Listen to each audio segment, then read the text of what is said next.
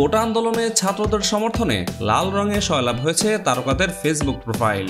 চলমান কোটা সংস্কার আন্দোলনে নিহত ও নির্যাতনের শিকার আন্দোলনকারীদের প্রতি সহমর্মিতা ও সরকারের প্রতি প্রতিবাদ স্বরূপ সামাজিক যোগাযোগ মাধ্যমে ফেসবুকে লাল রঙের ছবি দিচ্ছেন কোটা আন্দোলনের সমর্থন দেওয়া শিক্ষার্থী সহ নানা শ্রেণী পেশার মানুষ। এমনকি সেই কাতারে আছেন দেশের ছবি জঙ্গনের তারকারাও।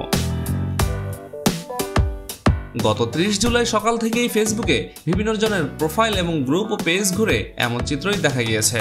গুণী নির্মাতা মোস্তফা সরোয়ার ফারুকী তার ফেসবুক প্রোফাইল পিকচার পরিবর্তন করে লাল রঙের মাঝে মানচিত্রের একটি ছবি প্রকাশ করেছেন। যেই একই ছবি প্রকাশ করতে দেখা গিয়েছে স্বনামধন্য গীতিকার প্রিন্স মাহমুদকেও।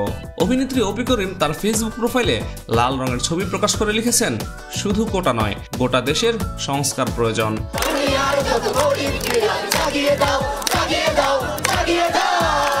ছোট পর্দার বর্তমান সময়ের অভিনেত্রী সাদিয়া ইমন তিনিও তার ফেসবুক প্রোফাইলে পিকচার পরিবর্তন করে লাল রঙকেই বেছে নিয়েছেন।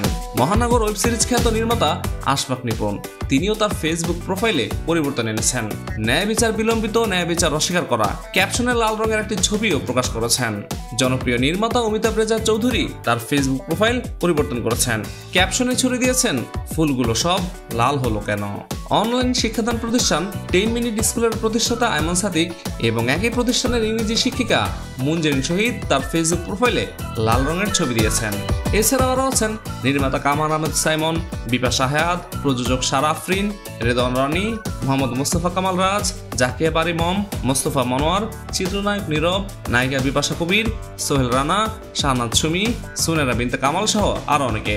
এর আগে গত সোমবার 29 জুলাই রাতে বৈষম্য বিরোধী ছাত্র আন্দোলনে পক্ষ থেকে এক বিবৃতিতে রাষ্ট্রীয় বাহিনীর নির্যাতনের বিচার না করে সাধারণ শিক্ষার্থীদের নিয়ে প্রতিদিন নির্মম উপহাসের প্রতিবাদে এবং শিক্ষার্থীদের দাবি আদায়ের লক্ষ্যে রাষ্ট্রীয় শোককে প্রত্যাখ্যান করে লাল কাপড় মুখে ও চোখে বেঁধে ছবি তোলা এবং অনলাইনে ব্যাপক প্রচার কর্মসূচির অনুরোধ জানানো হয়।